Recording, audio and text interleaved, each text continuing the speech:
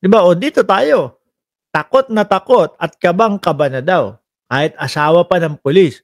Nananawagan na tulungan na sana sila na kahit papaano may due process. Meron doon sa ICC, eh, hindi naman sa Pilipinas siya nakakaso, 'di ba? Hindi naman sa Pilipinas nakakaso 'yan. Oh, paano, eh, sa ICC ikinaso 'yan. So doon ngayon, i-hearing 'yan. At para masigurado na a-attend sa mga hearing si Bato de la Rosa, ipipiit ay hindi, 'wag na natin sabihing ipiit, ididetinin na lang muna nila si Bato de la Rosa at ang dating Pangulong Duterte doon sa ICC hangga't hindi tapos yung kaso. Pagka napatunayan guilty sila, o ayun, tuluyang kulong. Pagka napatunayan na acquitted sila, o di laya. Pero sa nakikita ho natin mga bossing, sa style nitong si Kopman na lawyer ng dating Pangulong Duterte, parang pabagal ho ang style, eh.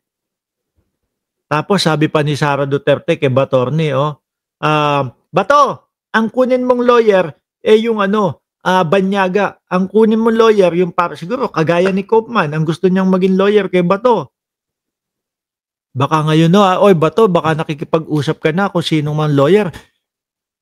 Bato, kung si Kopman man ang napipisil mo na kukuhanin mong lawyer, tingnan mo 'yung nangyayari kay dating Pangulong Duterte. Lahat ng ano nila, lahat ng, hiling nila, wala. Lahat ng hiling nila tablado, oh. Pati 'yung interim release kay dating Pangulong Duterte. Kaya mag-isip-isip ka. Kung kausap mo na si Kopman ngayon, mag-isip-isip ka, Bato, 'di ba? Oh, ulitin ko, sanay na sanay 'yan, eh, talagang asawa ng pulis, pero gano'n pa man takot na takot at kabang-kaba, nananawagan ng tulungan sana sila na kahit papaano may due process, may hustisya, may soberanya ng Pilipinas. Sabi sabi po ni Jaime Marcos, yung turmeric bumara sa lalamunan ko. Humihingi ako ng tulong sa lahat. Talaga naman, at kung maaaring tulungan, sabi ko, asahan ninyo kung anong abot ng aking makakaya, tutulungan ko kayo. Tutulungan at tutulungan natin si Bato. Hindi para makaligtas kung siya ay may sala talaga, kundi na makatarungan ang proseso na gagamitin. Huwag itong nangyari kay Presidente Duterte, she added. Oh, wawa. No, malamang po, iyakan na naman mga DDS dito sa mga balitang ito. Oh, at eto dagdag na natin. Si Torion ho, mga bossing. Oho, Attorney Torion, mga kababayan, ang legal counsel ni Bato de la Rosa. Tiruin mo naman. Hindi mo pa naaral yung nangyari doon kay kay sino ba 'yon? Yung may-ari ng Universe. Unti-unti ko na pong nakakalimutan yung pangalan ng may-ari ng Universe at yung meron pong doorknob na diamante. Si Kiburat, si Kibuloy. No? It's not a surprise fact if he is making himself not available at the moment. I love you ho, mga kababayan. Kung kanino ko narinig ito, same na tao. Kay Torion pa din ho. At yan yung kanyang idinahilan na si Kibuloy daw po ay hindi nagtatago. Hindi lang daw po available. Putragas na. Bato, mukhang same na same ang gagawing style ni Torion sa iyo. No? It's not a surprise fact. No? If he is making himself not available at the moment. Narinig ko na kay Kibuloy yan. But that does not mean that he is hiding. Mukhang parehas kayo ng sasapitin. No? Oy, Torion, baka mamaya nandiyan sa ilalim ng lupa itong si Bato de la Rosa kasi 2 araw na hong hindi pumapasok eh. Di ba 2 araw nang hindi pumapasok at meron nga ho akong mga nakikita, mga nagpo-post na yung cellphone ni Bato de la Rosa naka-turn off na naman. Totoo ba? Totoo ba yun, mga kababayan? Biruin mo. Same na same. Mag-iingat ka, Bato, no? Parehas lang yung style nitong si nitong si Torion tsaka kay Buloyski. Baka mangyari sa iyo kagaya ni kay Buloy.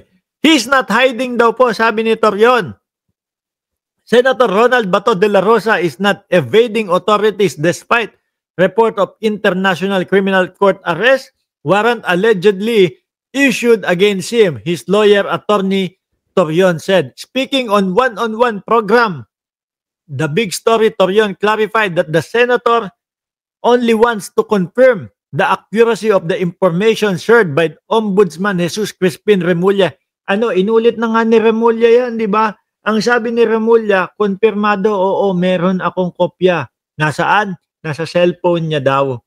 At yung warrant of arrest na yon, Bato, ay dadaan pa daw ng proseso. Huwag kang mag-alala, hindi pa ngayong linggo yan. No? Mga ilang pa yan, mga ilang linggo pa yan. Kaya pumasok ka muna sa Senado. Di ba? Pinapasweldo ka ng taong bayan. Magkano? 300 plus 1,000 ang sinusweldo mo tapos absent ka lagi. Dalawa, pumasok ka muna, Bato. Kung para sa bayan talaga yung ginagawa mo, sayang 2 araw na, di ba Sir Archie Beroya, na hindi pumapasok. Laro, gusto nila Tobats. Kaya ayan, napapraning sila. Hilong-hilo. Parang yung mga DDS dati. Sabi ni Ma'am Nenita Kayabyab, naku Mark, hindi na yan sa ilalim ng lupa kasi alam na nila na kaya silang mahanap ni Torre. No? Baka nasa ilalim na sila ng dagat magtago. Ang hirap naman doon. Mga bulubundukin sa He explained that De La Rosa limited public appearance should not be taken as an attempt to hide. Ano pa ang pwede naming isipin dyan? Hindi nagtatago, may dapat siyang pasukan sa Senado. O paano yun, boss? Di ba? Pinapabayaan niya yung kanyang trabaho. Tapos ang sweldo kinukuha sa bulsa ng mamamayang Pilipino. O, paano yun? Absent. It's not a surprise fact if he is making himself not available. Yan yung sabi niya kay Kibuloy dati. Hindi po nagtatago si Pastor Apollo Kibuloy. No. Hindi lang, ang ginawa niya lang po hindi niya hinayaan na maging available ang kanyang sarili. Parehas kayo. Sa tingin nyo mga kababayan, anong petsa, anong buwan aarestuhin po si Bato de la Rosa? Tingin ko siguro sabihin na natin lalakad pa ng mga 2 linggo pa ho yun, mga boss, no? Etong mga ganitong style nitong si Torion, hindi uubra yan, mga kababayan. Hindi uubra, mga bossing. Totoo ho. No? Kahit sabihin mo pa na magtago si Bato de la Rosa sa ilalim ng mga kanal, sa ilalim ng kasulok-sulukan ng mga KOJC,